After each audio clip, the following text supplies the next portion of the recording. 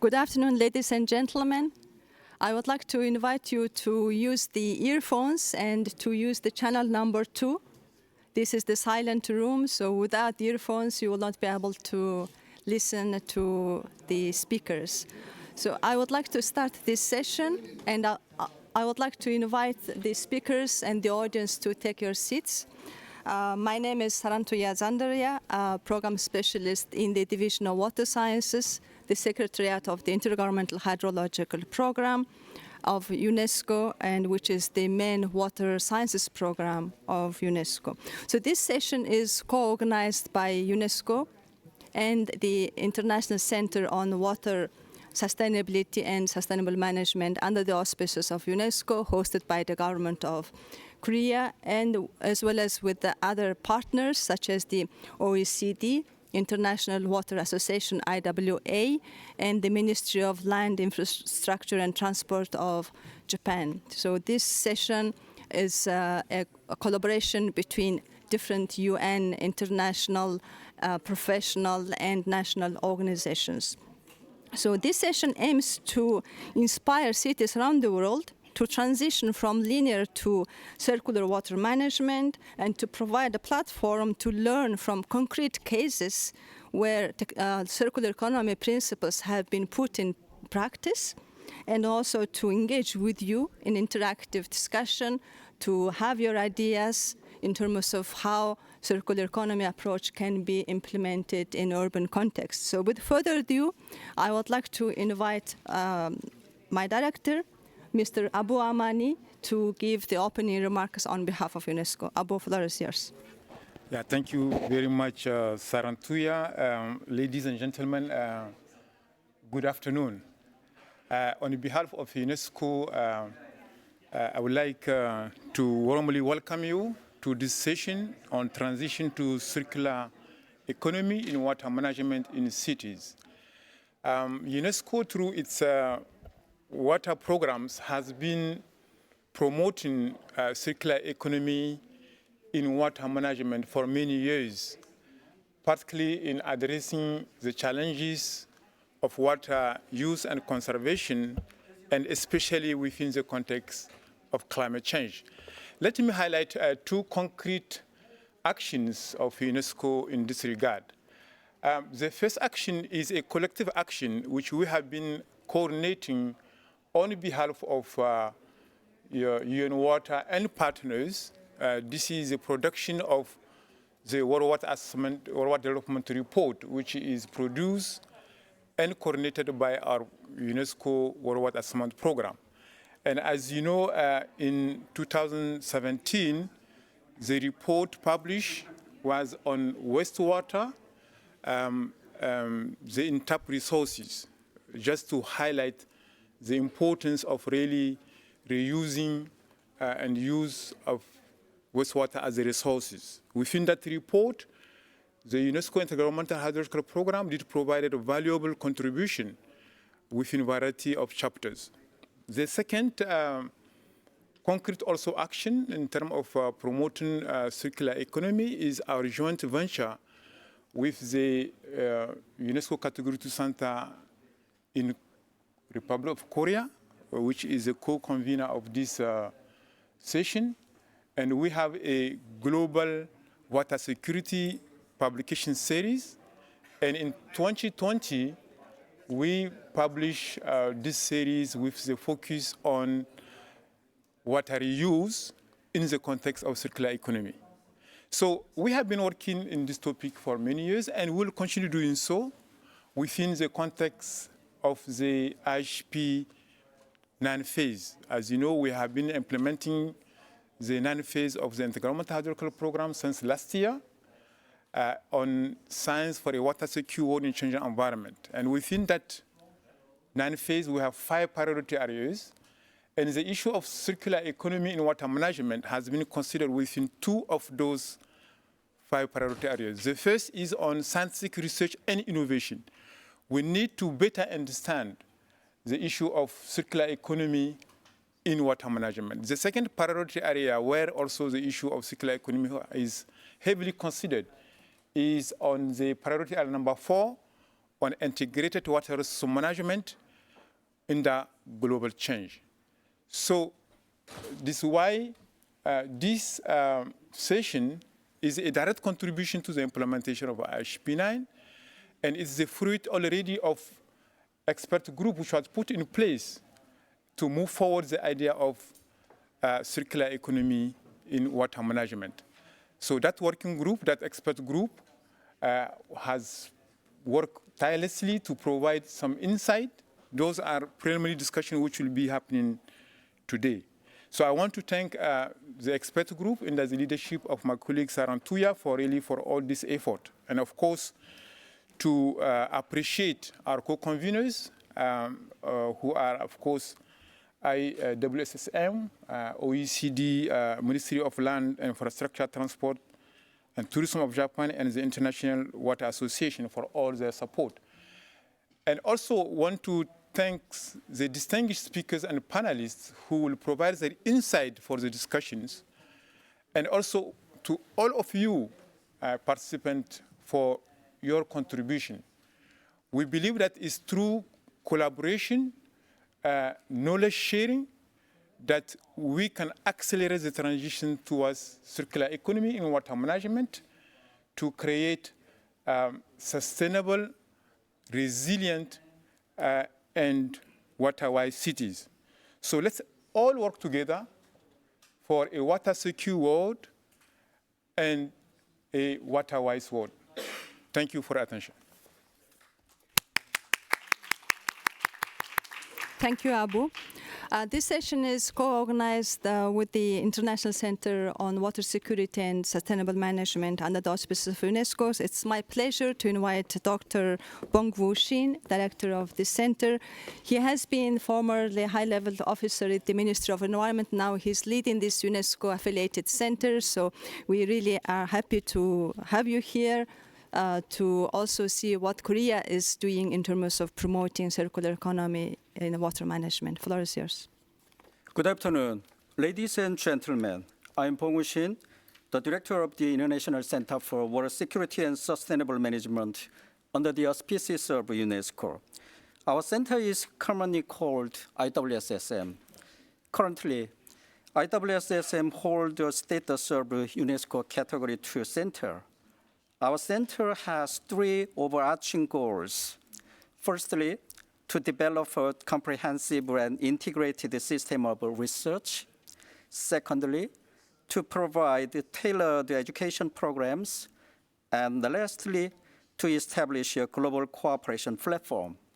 All these missions are ultimately aiming at achieving water security worldwide.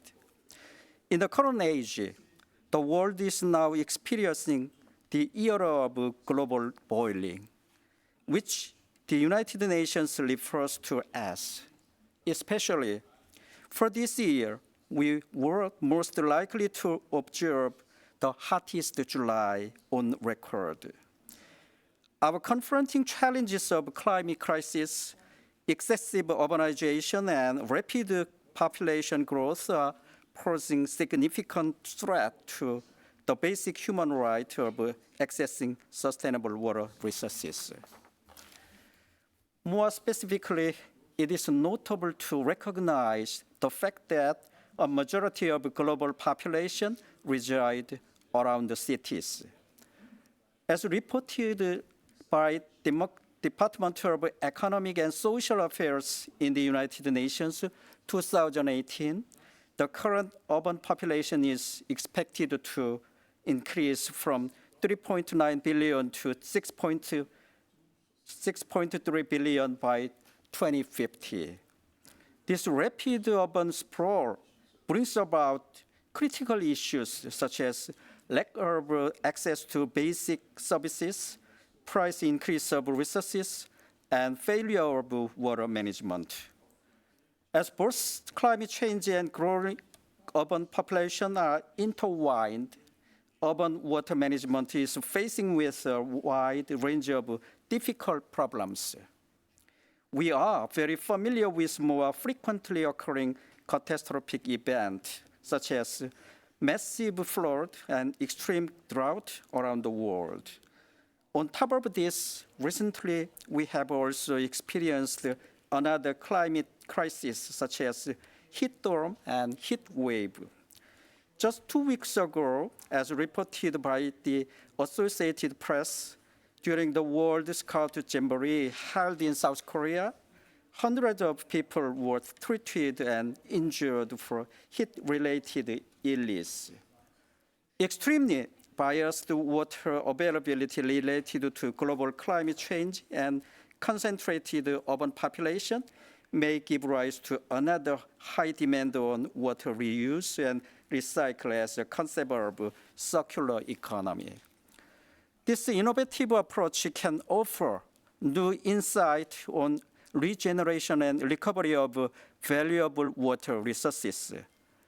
Essentially, the circular economy module strives to optimize resource utilization and promote reuse while minimizing waste generation. In the context of water resources, this module emphasized sustainable practices such as wastewater treatment and the utilization of other marginal water sources.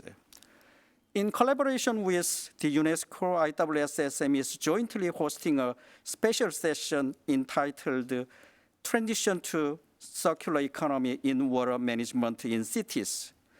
This primary goal of this session is to raise awareness among policymakers regarding the unsustainability of current water production and consumption practices.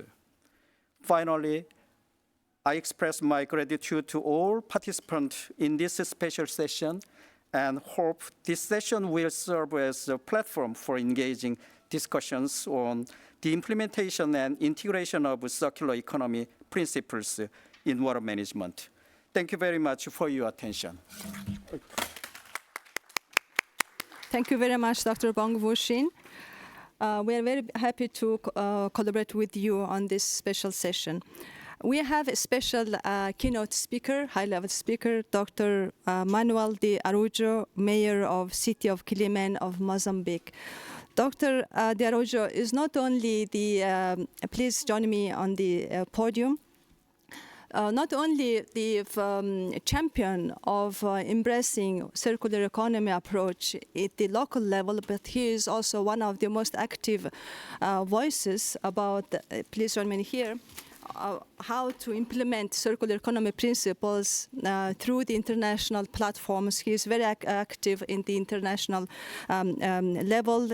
For example, in ICLEI, he is a member of the Global Executive Committee and the Global Co-Chair for Resilience.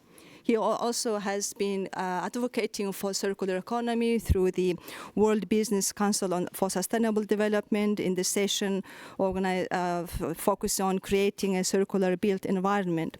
So he will provide a keynote on how and why cities must transition to circularity in water management and for water. So floor is yours. You can move the slides by using this. Please come here.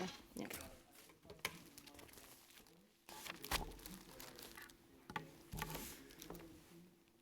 Good afternoon to everybody, ladies and gentlemen. It's really a great pleasure for me to be invited and to be here today to share some of the experiences that we are going through worldwide, of course, but specifically on the Global South. As you know, Mozambique is in the Southern African region and in the Indian Ocean coast. So my city is one of those coastal cities. And actually, just last week, we convened the first coastal city, Mozambique Coastal City Compact, so that we could share our experience and try to learn from each other.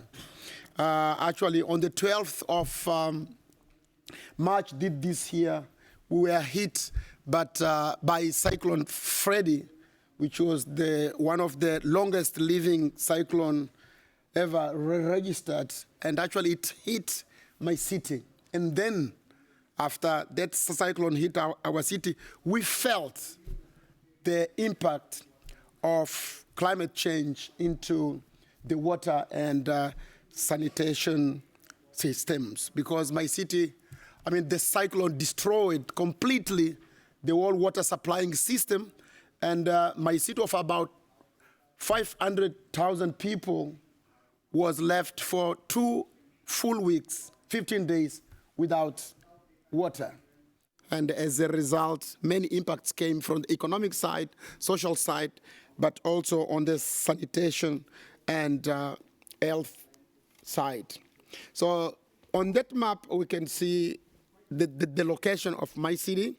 On red there is the province. Actually, Quelimane is the political, economic, and administrative capital of a province called Zambezia province, which is the second biggest province in terms of land mass, but also is the second biggest province in Mozambique in terms of population, with about 6 million inhabitants. And as I said before, the capital, which is Quelimane, is about 500,000 inhabitants during the day, during the evening, and 600,000 inhabitants during the day. So I will go straight to the question. The question that we are trying to deal with here is very simple. Why cities must transition to circularity in water and for water? I think according to data available, we are all aware that cities today are the places where most people live and actually move to. And in the case of my city, we have 2,000 people every month coming into my city. That makes almost between 20 to 24,000 people coming to my city every year. This is it's really a challenge, because those people coming, they need housing, they need shelter, they need places to study, but more importantly, they cannot live without water. So we need to plan for them, we need to be ready for them. But the available water is not always enough. And actually, one of the, if you see where my city is, it's on the estuary of a river, the so-called Zambezi River, which is the 4th river in Africa. But because it's a coastal city and it was built in a swamp, it makes water availability really a challenge.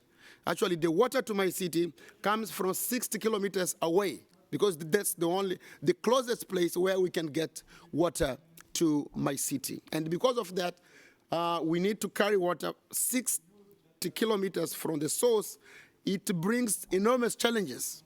And one of the challenges was exactly what I shared with you, which was on the 12th March, where the system was completely damaged, and then the city was for about 15 days without water, creating situations of waterborne diseases such as diarrheas and an outbreak of cholera. Actually, cholera that we eliminated like some 8 years before. It came back because, we didn't have we didn't have enough water. So we experienced firsthand the challenge not only of climate change, but also of water scarcity.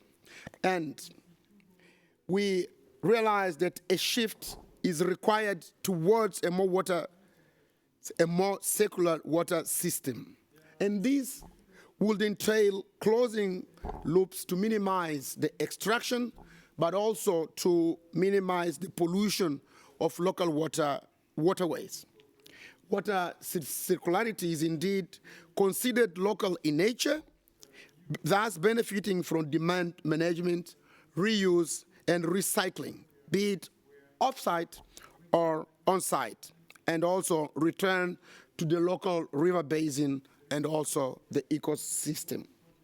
Water intrusion, and actually for the case of Quelimane, salt water intrusion, it's another challenge. For example, on the 12th March, when the cyclone Freddy hit the city of Quelimane, we had about 1.5 meter water coming from the sea, which just flooded the entire city. This brings enormous risks and challenges because less available land for cultivation, because the water is now becoming more and more salty, with every wave of flooding from the sea, but also less land for habitation and for other land use.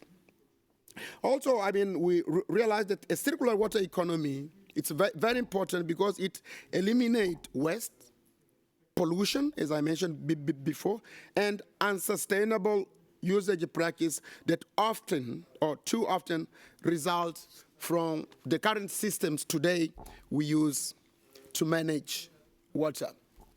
I must also at this point share that the water management framework matters in the way we deal with water use, and it's got implications in circular water management. My country became independent from Portugal in 1975. Until then, municipalities had the role of producing, managing, and distributing water. But with independence came a new model based on central planning and central command economy, which nationalized all those small water management systems, creating one national body, with all challenges that it brings. And then after almost 45 years of going through that model, fortunately, we realized that the big is not always the beautiful. Actually, small sometimes is more manageable. And therefore, a reform in the law is taking place to make sure that municipalities can again get control for water. Sanitation is already in the hands of the cities, but water is still in being managed either at central level or at regional level, which of course bring a lot of challenges. I mean, it's very important also at this point for us to remind the listeners about the importance of the 5 R's for the circular water management system. First of all, it's of course very important to reduce. We need to reduce water losses by boosting water efficiency. And water efficiency starts from the legal framework, but also for the policy framework and down to the managerial systems. We need also to focus on reuse and reuse water that needs minimal or no treatment for the same or different processes. And third, we need also to put in place policies to recycle resources and waste water.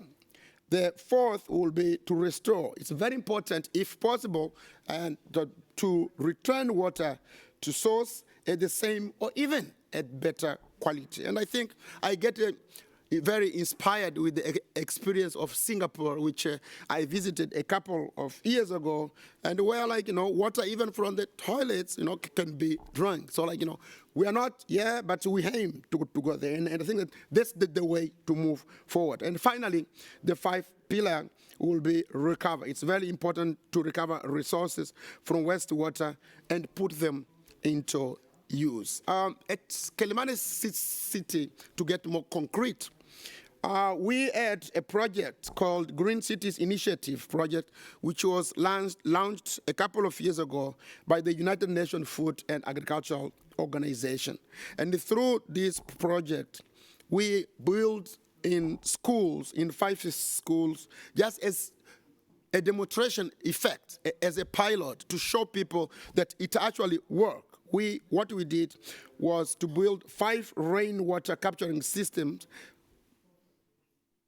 in this school, in Gogone Primary School, Isidro Primary School, the IPA Court, and Sangarivera Secondary General School, and 17th of September Primary School. And also we managed to put a demonstration site at the school gardens macro area in our city. By doing that, we showed to those living in our city that it's possible. Because most of the time, what fails policymakers is that we speak, but we don't use real examples. Because when people see things happening, they are more likely to engage in implementing.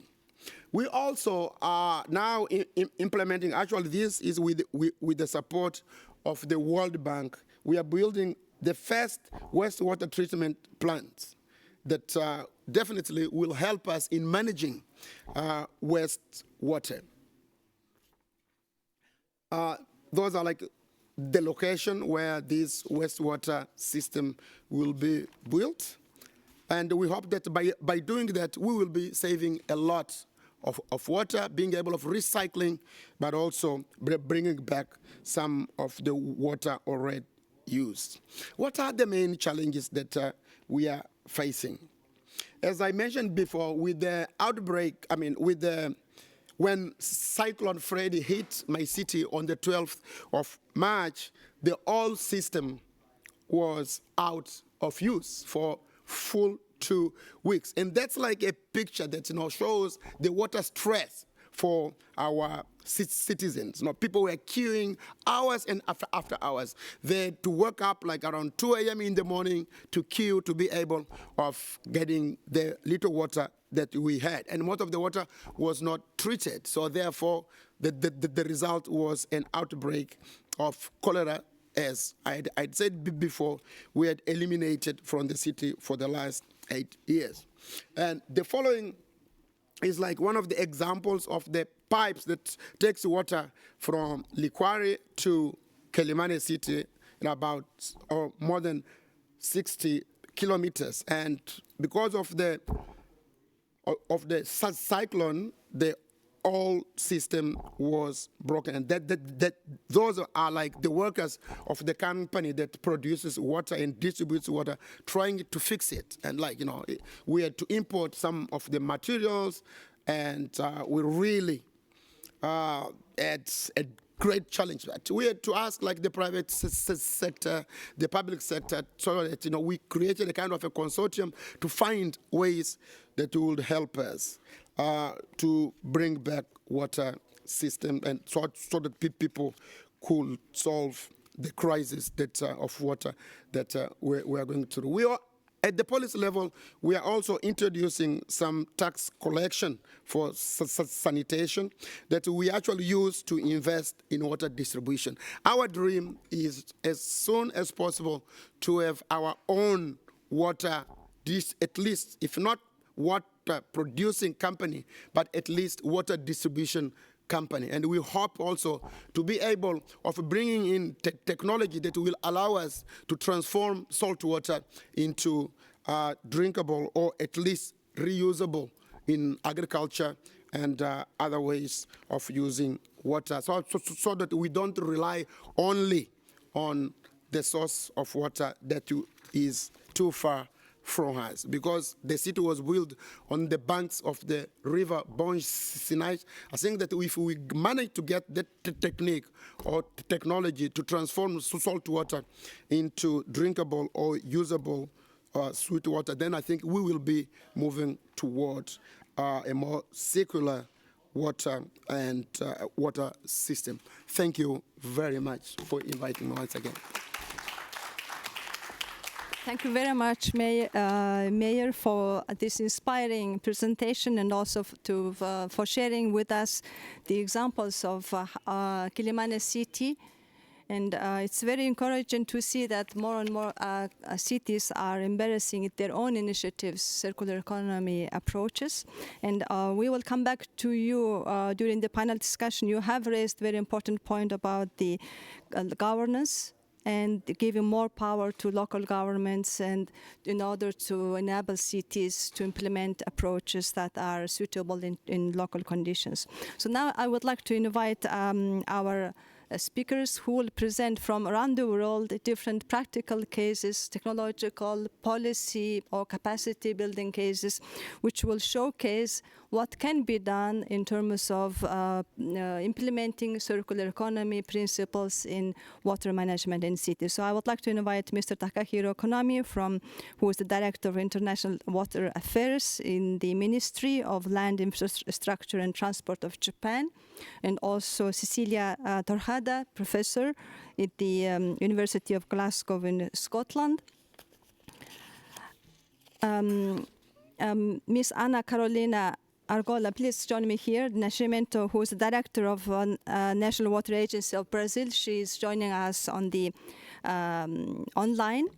And we also have Mr. Yongsuk Song from IWSSM. So please join me here. And I would like to invite first Konami to give a presentation on what Japan is doing in terms of creating an enabling policy environment to implement circular economy solutions in water management. And also very pleased to have the Ministry of Land and Infrastructure not only as a co-convener of this session, but also you participating in this session because you are our former colleague who was at the Division of Water Sciences at UNESCO. Konami, floor is yours. Okay, thank you so much for introduction. So I'm Takehiro Konami from the Government of Japan in charge of international affairs on water. And I'd like to make a presentation, short presentation on circular water management in Japan. So, reviewing from the history. This is a story of 4 to 5 centuries ago in the Edo era. Edo is the former name of the city of Tokyo. That was a really circular city. So I show the example of this one. So this is a sanitary city, like where organic substances such as nitrile and garbage were reused as suppliers to fertilizer, for the farmers again. So then the farmers produce vegetables, and vegetables are eaten by people, and people produce something, and then it will be used as fertilizer again. So such really circular, sustainable city was forgotten in the development of Japan. So after 100 years, we provided the idea of sound water cycle, which is focusing on the water, and which including idea of sustainability in water cycle. So there is a definition of difference in water cycle and sound water cycle, but very easy to understand. Sound water cycle idea is sustainable in quality and quantity of water cycle, including water reuse and sustainability. So, and then in 2014, we are making a legislation of basic art of making achievement towards achievement of sound water cycle, basic act on water cycle. And we, Japanese government, is now making a headquarter for managing a whole water cycle based on a network of relevant ministries. So what was happened in Japan afterwards? So now Japanese water is reused. Reused means not reused directly from the treatment plant, but reused multiply in the same river basin. This is a Yodo River basin near to the city of Osaka, the second largest city in Japan. And the right figure shows how many times the water is used. Used means someone drank this water and discharged, and it was treated and restored to the river and then used for another someone. So the red shows 5 times. In some cases, 5 times use of water is achieved in Japanese water cycle. So, but it was a long story to come here. In 50 years ago, there is a lot of polluted water like here, and it was improving its quality in these decades.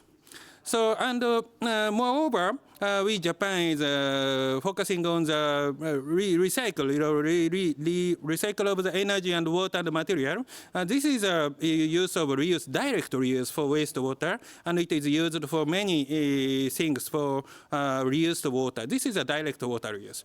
And also circular economy, so we can reuse energy or material of water, wastewater treatment. This is an example of wastewater treatment. I don't know. This is a direct reuse of water, and this is this figure shows how much recycled water is using.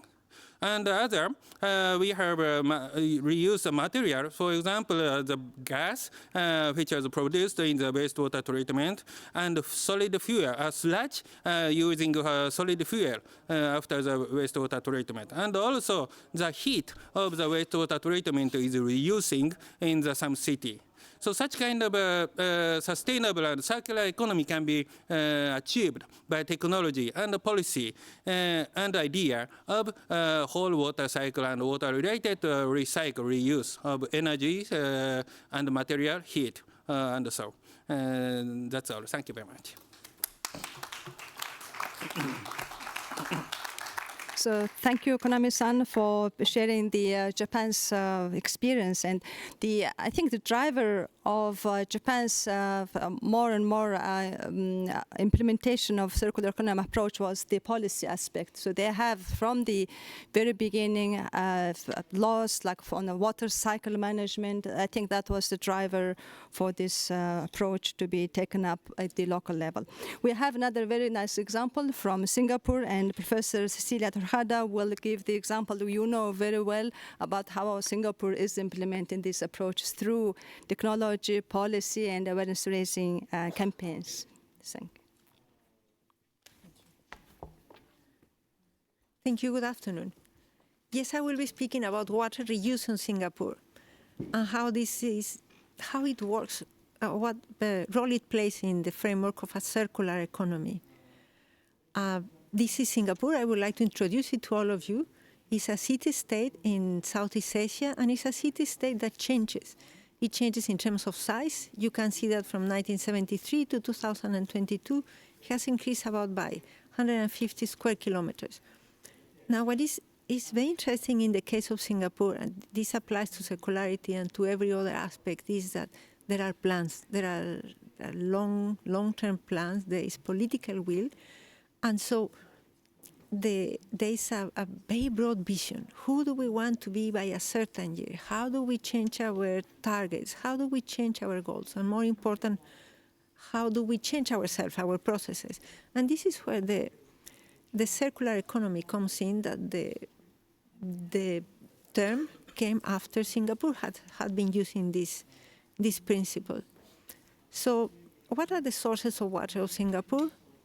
Rainfall, as it is everywhere in the world, imported water, as it is in many other places, and two types of produced water: new water, reclaimed or reused water, which is the topic of today's talk, as well as desalinated water. However, if we talk about ensuring security, we cannot focus only on the supply management, because there will never be enough water for all uses. Mainly if you want to grow, if your plans to grow social and economically are very, yes, if they are so, if you want to grow so much and so fast. So you have to consider also demand management, which is what Singapore does in terms of pricing and non-pricing instruments. Is this new? No. What it is new is the way it is planned, and the policies, the governance, and the implementation. That is what is new. So this is a water cycle. We saw before the water cycle in the case of Tokyo. So now we have water cycle in the case of Singapore. We have, again, we start with rainfall or not, or perhaps we don't always start with rainfall. We see the role of desalinated water, and then we also see the role of reuse or recycled water, which is for indirect potable use, and it is for direct non-potable use, and this is for industries. But for any plan to be sustainable, you need policies, you need governance, you need political will, you need to bring your stakeholders, and you also need a business model. And so this is what Singapore has done, all these elements together, which we will see at every step of our water cycle. And for the plan, for the new water to be used by industries, you should have a plan to convince them, a plan to add value to this new water, and then to engage them and to pass the responsibility to them. Then all this is under the direct work of PUB, the National Water Agency.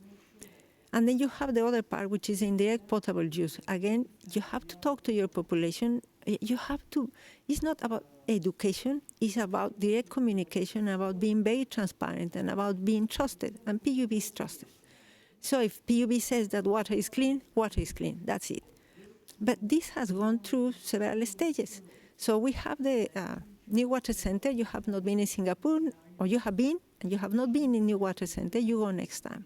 Because it explains, it's about education, it's about awareness. And besides, it's in a very nice location. And then the bottles of water that used to be distributed before when there was all not this awareness on the plastic pollution.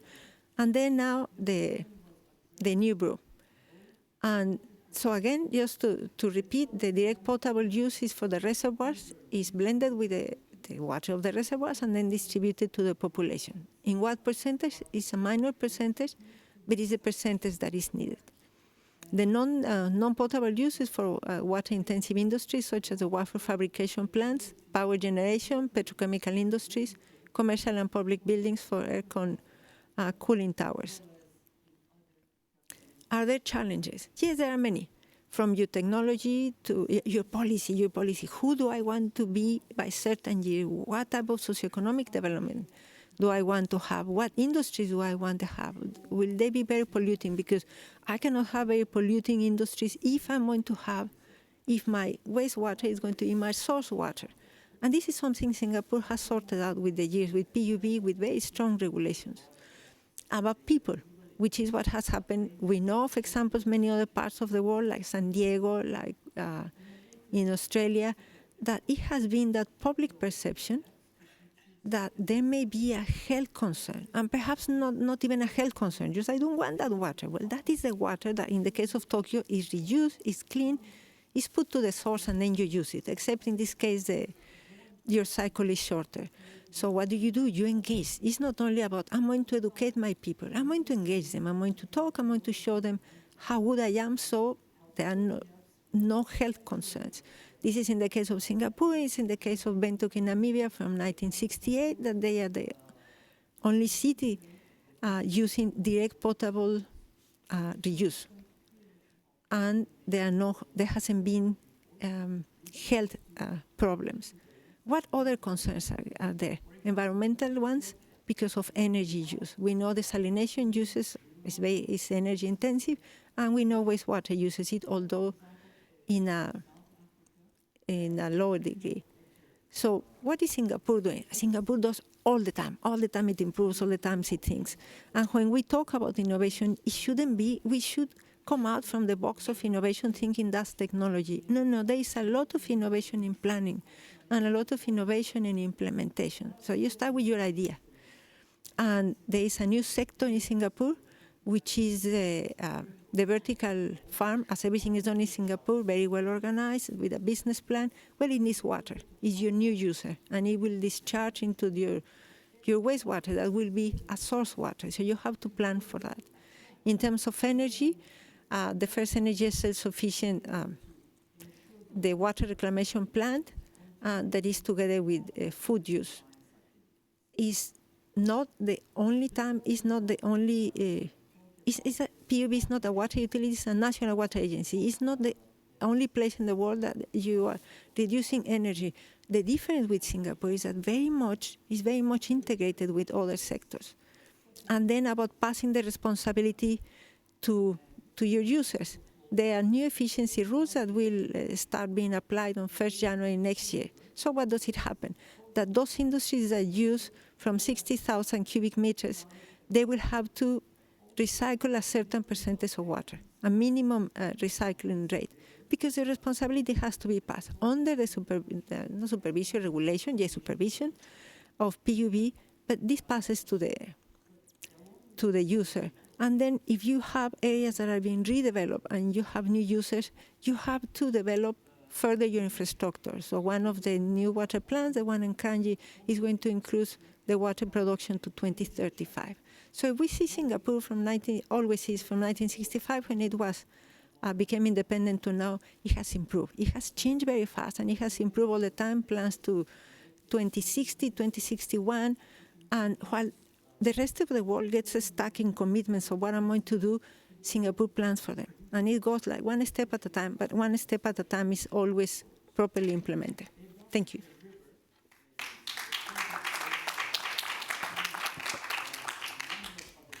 Thank you, Cecilia. So, of course, in order to implement the circular economy approaches, we need to have all elements in place, and that's one of the examples. Singapore, we have right policies, good technologies, as well as very targeted awareness raising and education campaign. Now we would like to switch to this Latin American region, and it's my pleasure to invite Dr. Ana Carolina Argola, who is the director of the National Water and Sanitation Agency of Brazil, ANA, who will share some policy perspectives from what Brazil is doing in terms of promoting circular economy. Anna, floor is yours. Anna could not be with us here in Stockholm, but she has joined us online. So Anna, I will move your slides. So when you want to switch the slides, please tell me, and then I will be changing slides. Thank you. Floor is yours, Anna. Thank you very much. Good afternoon to everyone. The National Water Agency was established in 2000 as an autonomous regulatory agency responsible for water resource management at the national level. In 2020, the sanitation law renewed the effort to manage water supply and sanitation, at the same time introducing new tasks for ANA to develop national reference standards to guide subnational regulatory agencies and supervisionary bodies toward established best practices. The ANA's guidelines for regulation are not mandatory.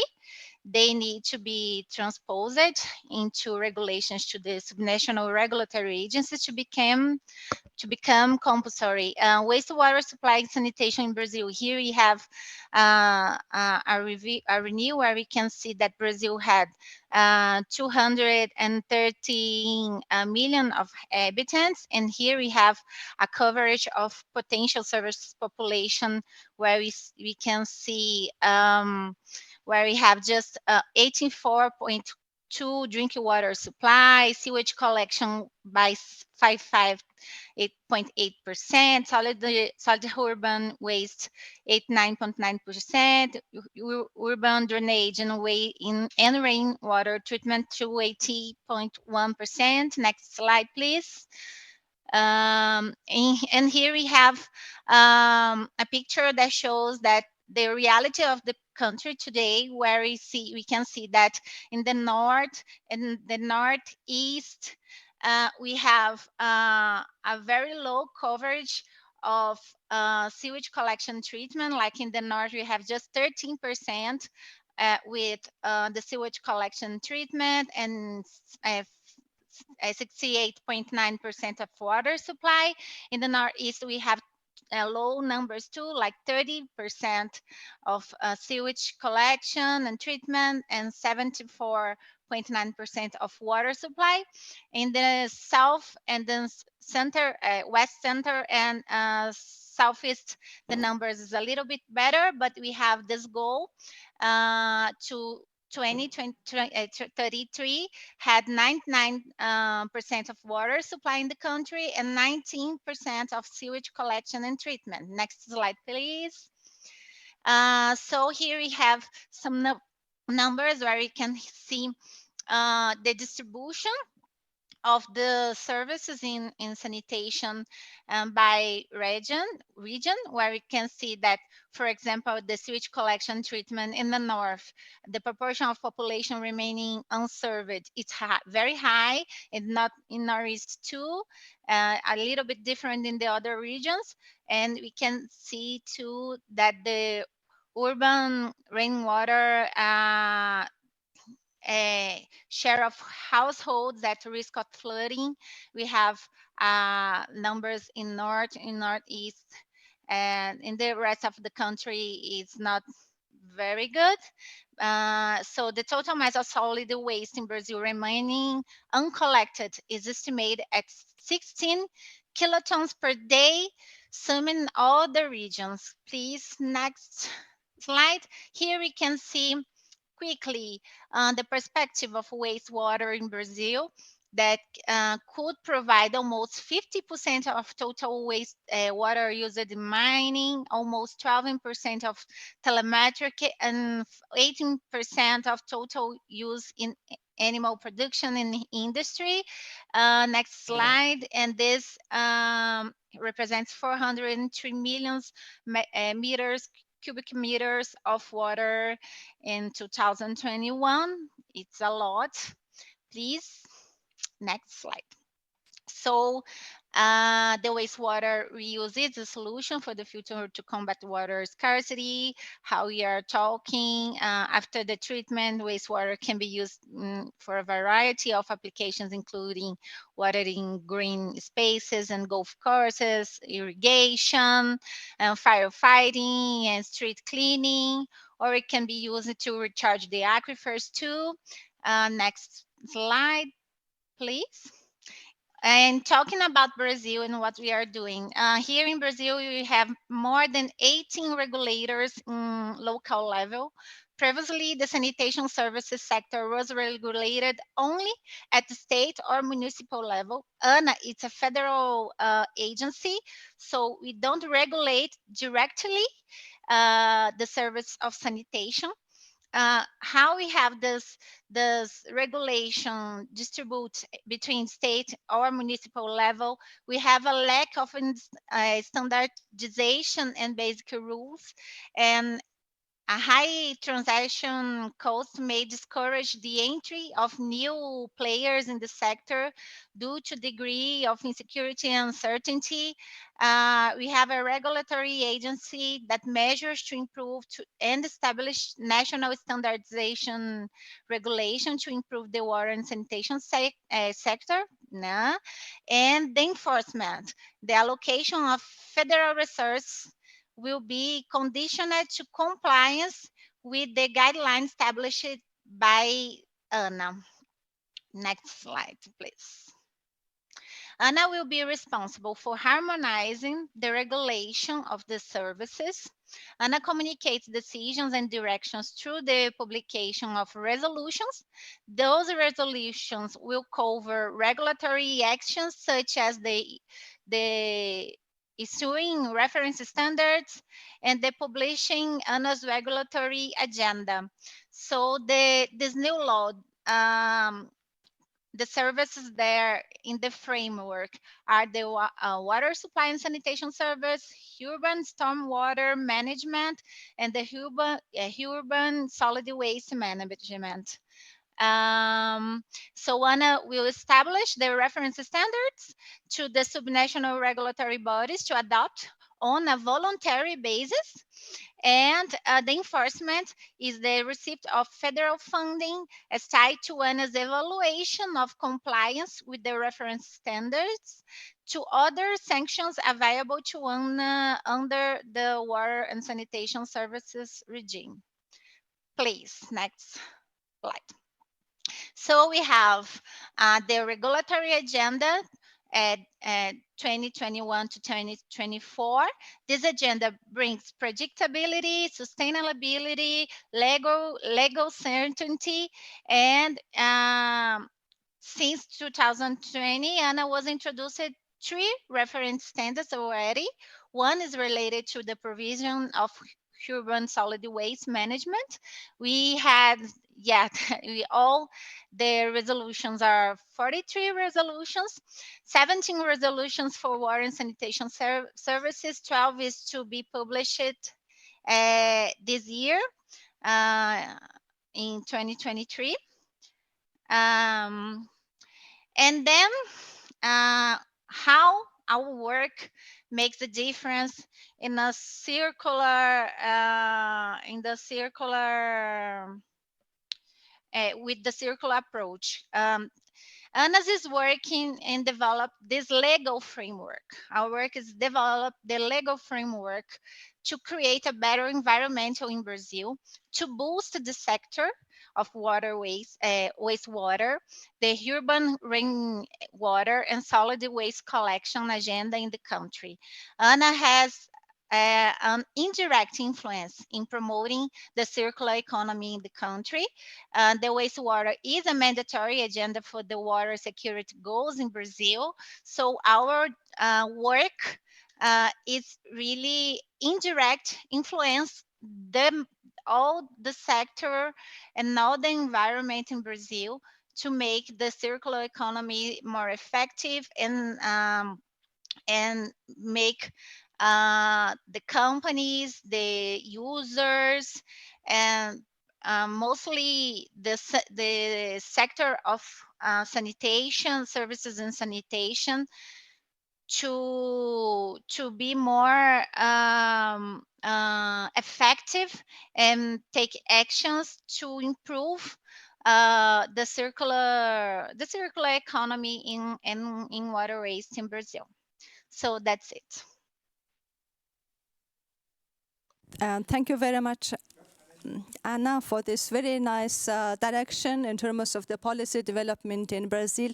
Not only the policy development, but also incentives for the local government to implement circular economy approach through the funding that you have mentioned. Probably we will come back to this question during the panel discussion. I would like to now invite Mr. Young-Sok Song, who will present the IWSSM work on circular economy, the importance of research and knowledge dissemination. Young-Sok, floor is yours. Yeah. Hello, everyone. I'm Young-Sok from UNESCO IWSSM.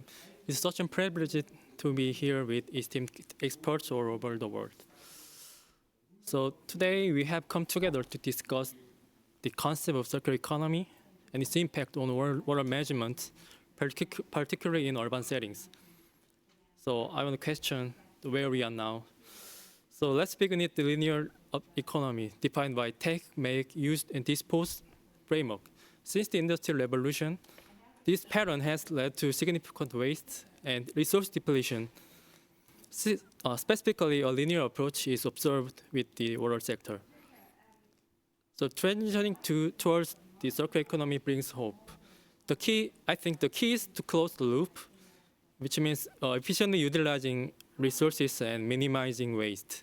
Similarly, the water cycle itself represents a natural circularity, a process where water naturally returns to its source. However, human-caused climate change and urbanization have disrupted this cycle, encouraging us to restore the balances. So as we look into water management, urban water management, we see rapid urbanization, population growth, increasing water and energy consumption, and environmental shift as well. Urbanization results in expanding impervious surfaces, greater wastewater treatment demands, and reduced green spaces and shifts in rainfall patterns due to climate change. In this context, the Water in Circular Economy and Resilience Framework introduced by the World Bank and the GWSP, this integrates water, circular economy, and resilience together. I think it's very well established framework. And in this framework, cities and industry and agriculture represent the major players. Then let's take a look at some examples. It's Korean cases. First, precision farming, agriculture has the potential to generate higher yields while using fewer inputs and less spaces, thus reducing the water footprint as well. This approach represents opportunities for regions experiencing high water stress, such as in the Middle East. Secondly, semiconductor manufacturers are known as heavy water consumers.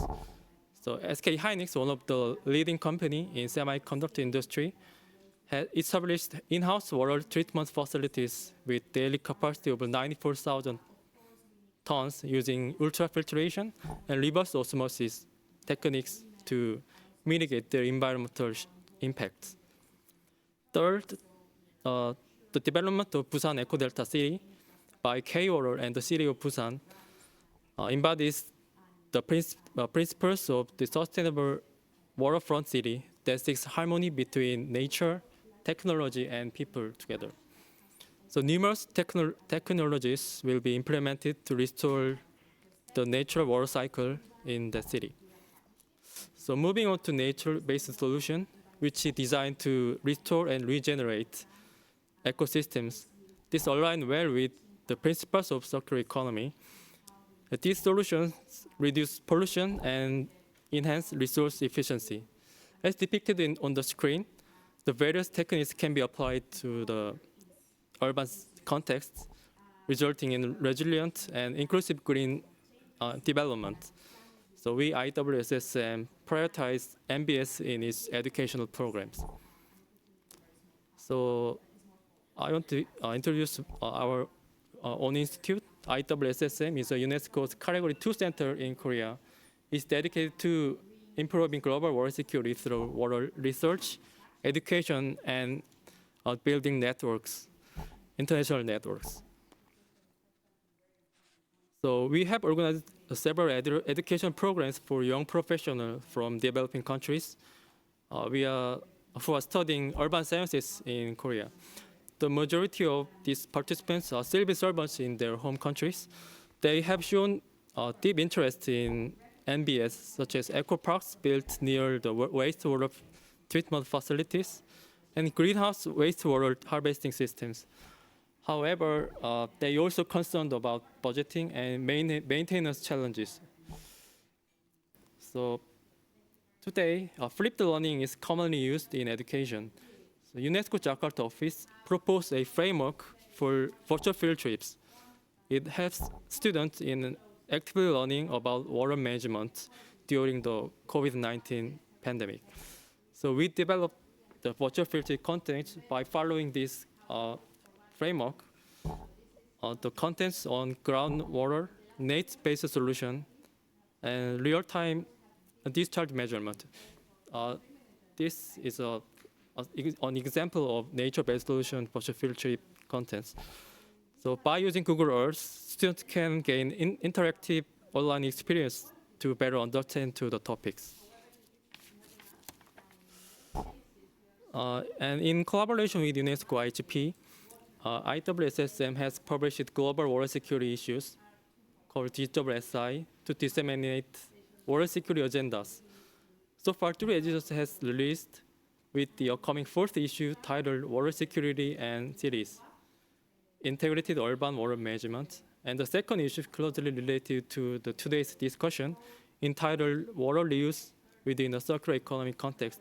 So I brought some copies over there, so if you're interested, so please bring. So Professor Cecilia is one of the authors. So we invite each of you to engage with this series and to provide feedbacks. We are happy to hear to improving its quality. So in conclusion, effective water management demands waterfront revitalization and the restoration of water cycle through ICT-based smart water management systems. For integrated urban water management, combining green, blue, and gray infrastructure is essential. It ensures the urban resilience and fostering ecological restoration.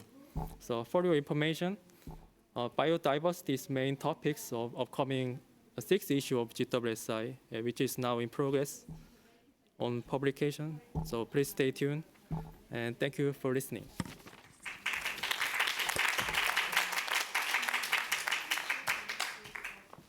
So thank you so much, Young-suk. Now I would like to invite all speakers, our panel speaker, Mayor Diarujo, as well as all practical case presenters, and Anna is online.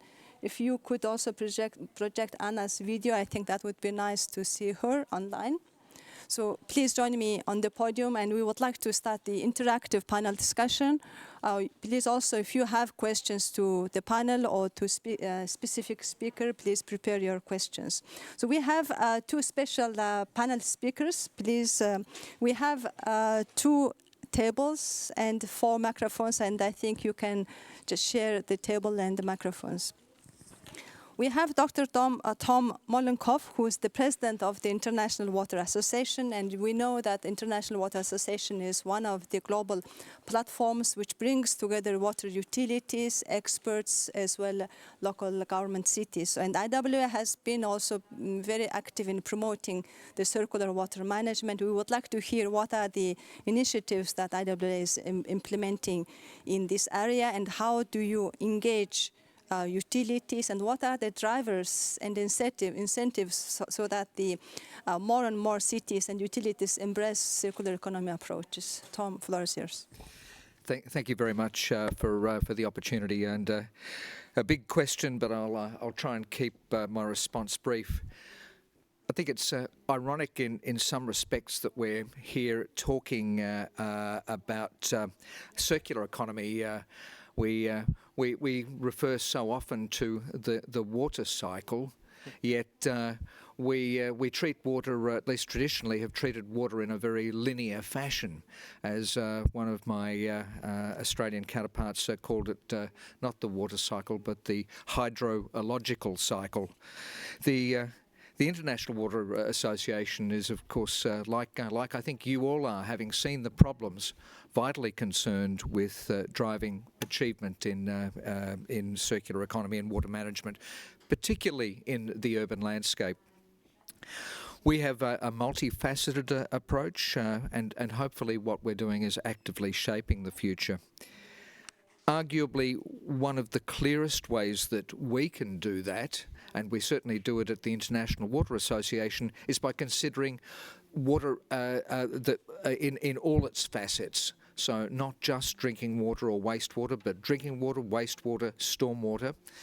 We're also technology agnostic, and by that I mean that we are open in our evaluations and in our knowledge sharing to considering all types of technologies, and particularly technology appropriate solutions. For me, this is arguably the starting point for a conversation around circular economy and water, that is, viewing water in its entirety. Perhaps the second is that the circular economy will only be achievable if we start to interact with other disciplines, and by that I mean urban planners and architects. And it's great to have our mayor from Mozambique here today, which demonstrating that the water sector does not need to be insular, that we need to consider that holistic approach. So within the sector, we hope that we can deliver that through our specialist groups, through knowledge sharing. I think to your point, however, around what are the drivers for a greater uptake in circular economy? I think ensuring meaningful price signals has got to be an obvious start, and that is to the extent that we are not attributing a price and a real value to the abstraction of fresh water, we're going to waste it. And to the extent that we're not affording a cost around pollution and allowing the discharge of untreated wastes, we are negating a real opportunity both to drive greater recovery of resources, but enhanced environmental outcomes. I think the second is similar to that, and that is we've got to start to bring externalities in as part of our decision making. Perhaps the third one is, if we're going to have true accountability around efficient and effective use of our resources, we've got to have thorough monitoring, evaluation and reporting. And perhaps as the last thing, rather like insurance when all else goes wrong, we need appropriate regulation to underpin these things. I think there's so much that can be done in terms of putting the right drivers in place, and with those drivers and incentives, I believe that society and the sector can really respond effectively. Thank you so much, Tom, for bringing this issue in a broader perspective, in a broader picture. Of course, circular water management should be a part of the circular societies. We have to move not only towards circular water management in cities, but building circular societies. And Dr. Abhishek Narayan from the Swiss Federal Institute of Aquatic Science and Technology, EWAC, and a young professional. We are very happy to have young professional because you will be tomorrow's water manager and tomorrow's water leader, and we need to transition into circular water management in cities. So what is needed to have this paradigm shift in cities? So from the young professional's perspective, please share your ideas. Thank you, Sarantuya. So it's really interesting that we're talking about circular urban water systems, because circularity is the future. And the future is of today's young people, I might say. So thank you very much for the invitation in that regard. But the reason I'm here, I hope, is not only because I'm a young professional, but also for the expertise that young people generally bring to the table. So in that regard, I'd like to probably talk a little bit about the paradigm shift that you referred to. So across the world, and this time I'm not just talking about high-income countries or middle-income or low-income countries, but just across the world, cities are facing lots of shocks and strains, right? Because whether it's because of climate, or whether it's because of urbanization, or whether it's because of other unrests. And there is this silent paradigm shift that is happening, but somehow is not kind of captured in the mainstream of the water discourse. And that paradigm shift I'm talking before I even describe what the paradigm shift is, maybe it's worth explaining why the current model of urban water management itself is fairly broken. Firstly, this linear model or the wastewater or the water service chain, which is a linear service chain, is inefficient. For example, for just flushing 20 ml of waste, we typically use about 8 liters of water. So it's highly inefficient. It's inequitable because these are extremely expensive, and often sewers and pipes are often reaching only the central business districts and often the wealthier quintiles. This is seen all across the board. And even Anna from Brazil also referred to some of these in her context. And is also unaffordable even for middle-income countries. So the whole system is not what was kind of thought about and implemented in the Victorian era is possibly not relevant, and I would even call it outdated. So what is now happening is decentralization. There are many drivers, as Tom put it, whether it's pollution, whether it's water insecurity and day zeros that's happening across the world. But the one integrated action that's happening is decentralization. And what I mean by decentralization is in the context of wastewater treatment and reuse. And I have examples from let's say we are here in Sweden, so there's a city down south in Helsingborg, further down south in Germany, in Hamburg, Paris, where UNESCO is located, and also in middle-income and low-income countries, cities like Bangalore in India or Addis Ababa in Ethiopia. Across the board, we are seeing cities starting to decentralize wastewater treatment and the reuse infrastructure. And I just want to refer to what you said, is we have to account for externalities in the water system. And I think externalities are no more externalities, they are internalities of the urban water system. And these cities, because of many of these drivers, are taking this unified action of decentralization where there are many benefits to it. Resilience, improved resilience to climate change, water reuse possibilities, which brings blended revenues and not just blended finance, and then also resource recovery possibilities of energy, nutrients, and many others. I would like to go on to just describe briefly that the aspects of decentralization has benefits not just in the water system, but beyond. The water cycle and the decentralized water cycle is also going to benefit the nutrient cycle, the energy cycle, and so on. So we have to start seeing cities not just in terms of water, but in terms of city perspectives, as you said. It's good not just for public health because we start to manage waste better, but also for environmental health, sustainability reasons, and also for economical health because you start to have additional revenue streams. I will stop there to just say that decentralization is happening all across the world, and this will likely be the topic that we will start discussing more frequently, whether it's in Stockholm or elsewhere. And I look forward to hearing more. Thank you, Abhishek, for sharing your expertise. Of course, we really value the expertise of the young professionals, and we, in addition to having the perspective of the youth on what you look as the city of the future.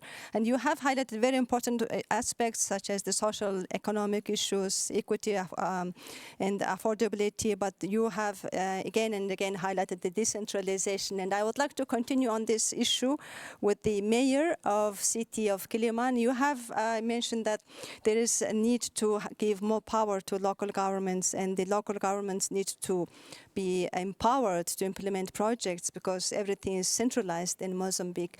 And so this actually links very nicely to what Abhishek has mentioned. But on the other hand, Anna, Brazil is centralizing regulations at the federal level, not at the state level. So how do we deal with the scale, with the issue of scale? Or what is the best way to address circular economy approach in different scales, whether it's the local government? So what is the role of local government or federal government or even actors at different scales? Thank you.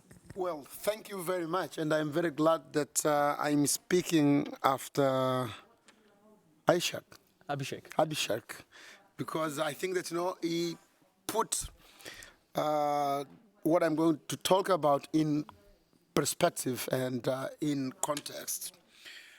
The issue to me is about efficiency. And if we look at the nature, it has been said here also by the president of the International Water Association that if we look at the water, we look at it as a cycle, Like, you have water, either be it in a lagoon or in an ocean, then, it's heat, it evaporates, it goes up, it becomes a cloud, and then it comes back to the river, and it runs. So it's like, it's already, as the world of water was already built as a cycle. I think we need to recognize that as the first point. What we are trying to do here is to improve the efficiency and try to decrease the inefficiencies that are there in the system. And one of the challenges that we do have in most of the countries is that central governments try to take over from the cities. Because, if you look at the history, at the beginning of humanity, there was no such a central entity trying to manage everything. There are small cities, the autarkies, and so on that were. But at some point, for the case of Mozambique, it was after we got our independence, because we tried to implement this command economy and so on. But after 47 years, we realized that we were not moving forward. Actually, the argument was exactly that we needed to scale up, and that local government will not have the expertise and the financial resources, to respond to the challenge. But also, the central government has proven, at least in the country of my country and in many other countries, that it's unable to respond to the challenge that we are facing. So we need here to find a middle way, a middle term. It's not either central or decentralized. I think it's both. At some point, we need a point of coordination. And that coordination, to me, it will not be in the implementing side of it, but I think it should be in the terms of the policy framework, and also in creating the legal framework. I think that framework should be left to the central government. But implementation, I think, if we want really to push for efficiency and for reaping out the benefits of decentralization and of the water cycle, we need to decentralize the implementation of it. This, to me, it's both, at least for the Mozambican case, in the case of water, or in the case of sanitation, but also in the case of energy, because also those three sectors follow the same trend from decentralization to centralization, and then now we are realizing that we shouldn't have actually concentrated. We should have given, but of course it comes to a cost. These shifts bring a lot of cost, because most of the expertise that were at the local level moved to the central level. Now we need to bring them back, and there are no many incentives to attract those with the necessary knowledge, or those with the technology, or even with the ability to go, for example, to financial institutions like the World Bank, the African Development, or Asian, or American banks, or the World Bank, for that matter, to be able of bringing the necessary resources to push for the implementation of the now decentralizing water management systems. Thank you very much. Thank you very much, Dr. Diaroja. Anna, I think you were just waiting to respond or give feedback to this discussion, and why ANA is centralized in the regulations. Is it the most effective way, or is it to give incentives to implement projects? Because also you say that it is not compulsory, it is not mandatory, it is voluntary, but there will be the condition that the local governments can access to funding opportunities if they comply with the regulations at the federal level. So could you please address this issue? Thank you. Okay, in Brazil, the implementation, it's already, in the management of the water, it's already decentralized. So what happens? What the difference? What is this framework that was created recently, where we can where ANA is centralizing some points. Let's go. Here in Brazil, all the sanitation services sector and management of water too, it's decentralized participation with participation of the basins committee. When we're talking about water and when we're talking about sanitation, we have more than 80 regulators, local regulators in the country. So that's the reality. What is the big issue that we have is that the sanitation services are state or municipal level, but they are still have a lack of quality of services, and there are available. What the new law created? The new law brings ANA, and our participation is just create is a standard, basic rules for all those local regulators. So I want to leave this clear that we are not regulating, we are just creating guidelines to standards, the basic rules. Okay. Thank you very much, and then, Anna. Okay. Please continue. Sorry. Now, okay. Now, just to be clear here. So, what happens with this? We establish this standards regulation to improve the sector, and the enforcement is not mandatory. So we create the guidelines. It's not an obligation to the state or the municipality to receive or to apply in this region, but the enforcement is allocation of federal resources. And these federal resources are conditioned to compliance with their guidelines established by ANA. So that's the framework. We're creating the legal framework, but the implementation is decentralized.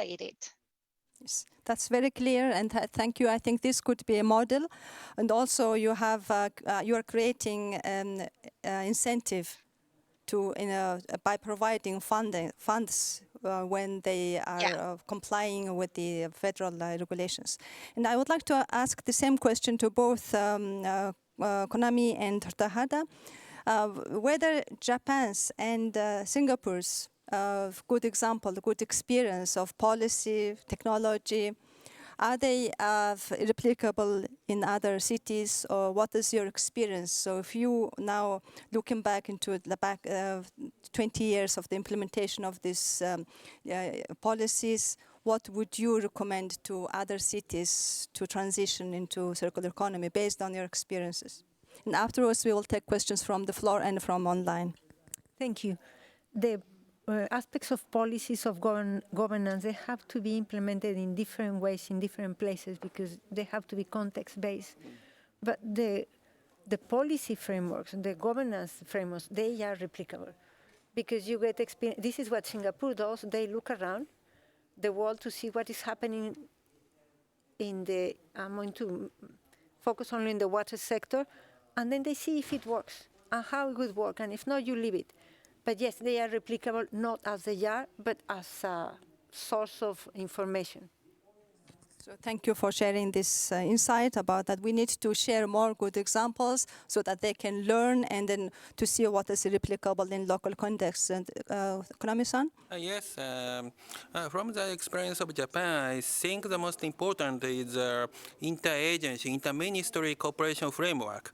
And as discussed here, so the implementation will be done in the decentralized way, for example, in the municipalities or prefectures.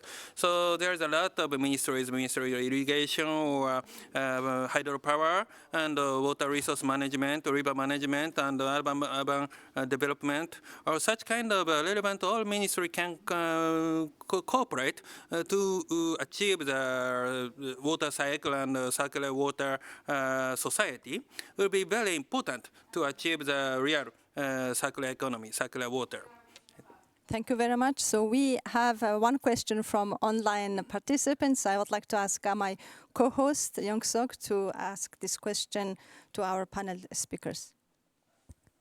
Yes, this is a question from online audience. I think it's to Dr. Abhishek. So how is decentralized water treatment support circular water management within the industrial symbiosis? Yes, thanks for the question. So what does decentralization mean? I mean, that's a big question by itself. Is it at a neighborhood scale? Is it at an apartment scale? Is it at a tiny house scale? There are different scales. But when we start to talk about industrial scales, that means large volumes of water. And across the world, especially in megacities, that's the places where conventional centralized sewer systems most struggle. So imagine a large apartment complex, or imagine a mall or a stadium or any of these places where you have thousands of people and sort of a constant stream of wastewater. Now, instead of sending it to a centralized facility, if there is a decentralized facility which can treat the water, then you have two options. One is either send a part of it for on-site reuse, perhaps for flushing, for landscaping, for gardening, etc., or you collect it, and there are many examples, for example, in Bangalore, where this water is transported to power plant cooling, to construction sites, etc. And this is a very good business model and a win-win situation for non-potable reuse especially. Thank you. So I would like to open the floor to the to questions from the floor. So if you have questions, please raise your hands. And I think we have microphones for the audience. So we have in the middle gentleman there, and then a lady in front. So could you please bring the microphones to the two speakers over there, two participants?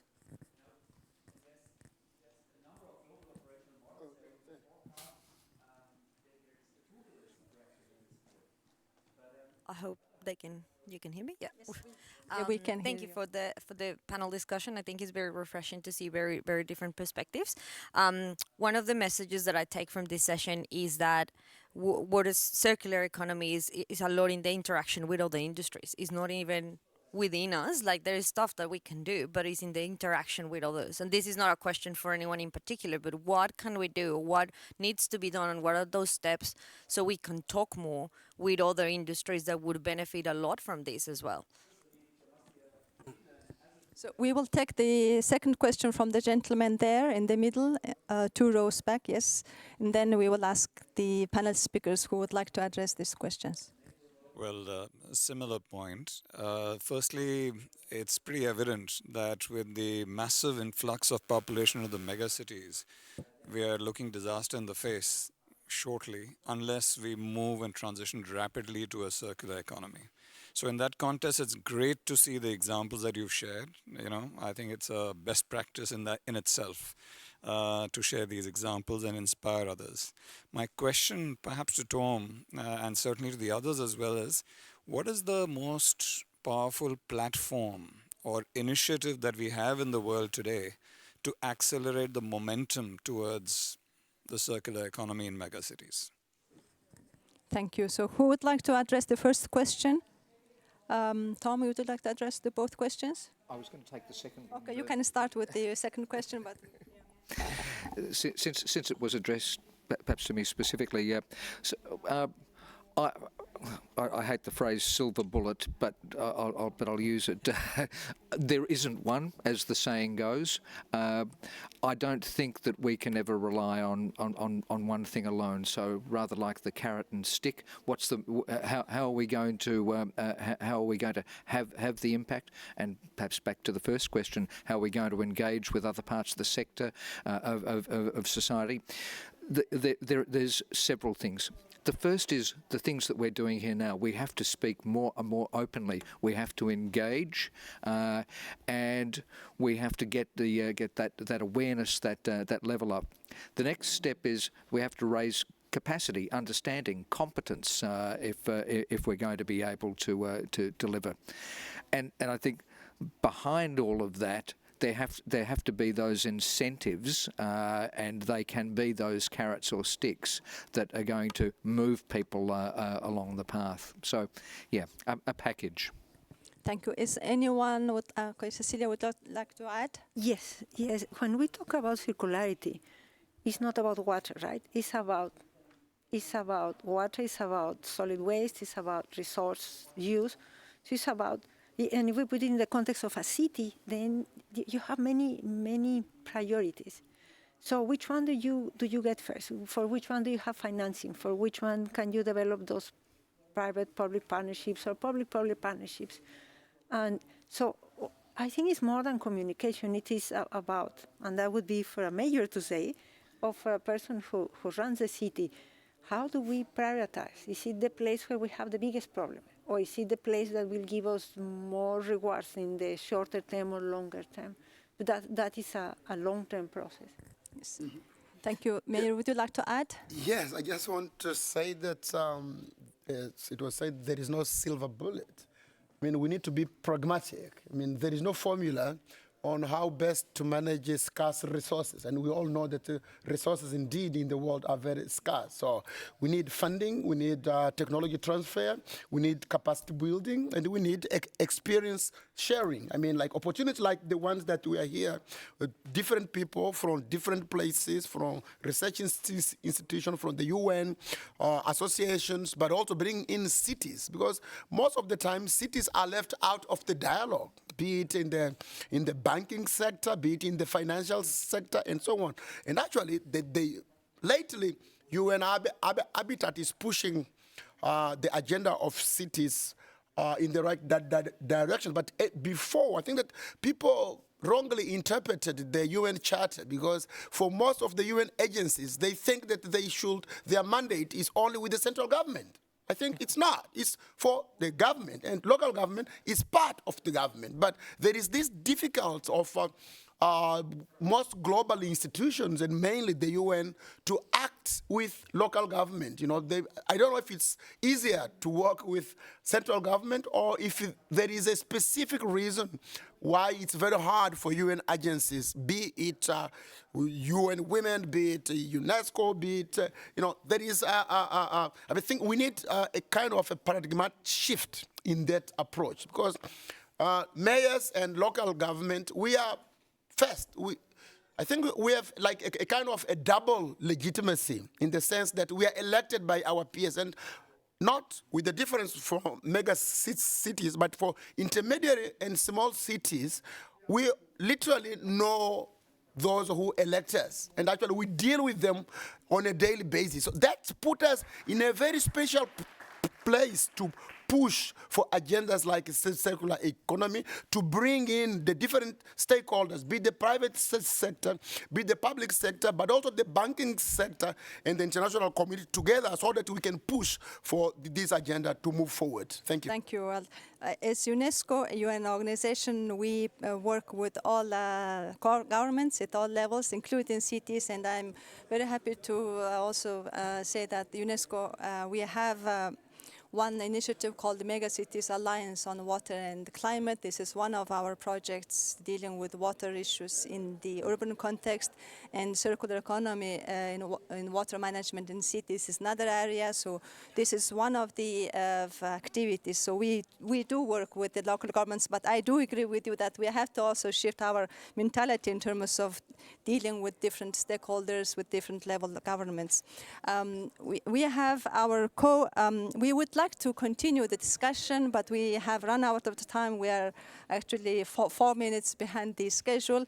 One of our co-organizers is OECD, and OECD has very strong program on the circular economy, and we are happy to have Juliette Lassman from OECD, who will wrap up this session with the key takeaway messages from the presenters and from the panel discussion. Please stay on this stage. So Juliette, floor is yours. Thank you very much, Sarantuya, and thank you very much to all of the speakers for your very interesting insights. So as Sarantuya said, I'm a policy analyst in a unit that works on water governance and circular economy within a division that works with cities on urban policies and sustainable development. So this session was very interesting for me. I think we heard a lot today, and I'd like to recap some of the messages and talk about the what, the why, and the how of circular water management in cities. So first, we heard about what circular water management is, and especially what it is in cities. I think first, it's about transforming wastewater into resources like fertilizer or biofuels for operating wastewater treatment plants, as we heard in the case of Japan. And it's also about using reclaimed water for urban use, like landscaping, washing cars or green spaces, for industry, or even to recharge aquifers, as we heard in the case of Brazil. We heard from Kelly Mane that it's done through the 5 R's, so reducing, reusing, recycling, restoring, and recovering. And we heard more broadly from EWAG that the shift to circular water management is in fact a paradigm shift from a linear and inequalitarian system towards a more circular and inclusive one. Second, we heard about the rationale. So why should cities transition to circular water management? What is in it for them? First, and this is an argument that's very dear to the OECD's heart, is because investing in circular water management is about investing in sustainable economic development. So we saw in the case of Brazil that an investment of 2 billion had a 6 billion impact on GDP, created almost 100,000 jobs, and raised 0.5 million in annual taxes. So investing in water is investing in sustainable development, but also we heard from Japan, the University of Glasgow, and Kelly Mane that circular water management can also help cities reduce water consumption and so tackle water scarcity, but also reduce water pollution. For example, in Japan, that was one of the main drivers for shifting towards a circular economy, is to reduce pollution from industry. And finally, we heard about how cities can transition to circular water management. And here we really saw one block of technical solutions and a block of policy solutions.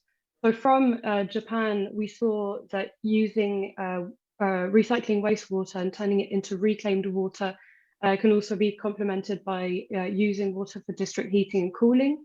We can also use the sludge from wastewater treatment as biogas to power wastewater treatment plants and make them energy neutral or even energy positive.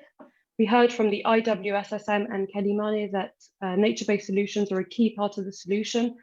so green areas, green roofs, permeable pavements, and rainwater harvesting, for instance. And we also heard about different sectoral solutions for agriculture, for example, and industry. But to put these technical solutions into place, we need a package of solutions, as IWA put it. So we need policy, we need regulation, we need governance. First of all, as mentioned by the IWA and the University of Glasgow, we need pricing to manage demand before we increase supply. And in Singapore, this translates into differentiated tariffs, for example. We also need national framework legislation and targets, as we heard in the case of Brazil and Japan. And this is especially important in the context of decentralization, as was mentioned by Iwag and Kelimani. Building trust is very important when we talk about circular economy in water, and this can be done by raising awareness. So again, Singapore is a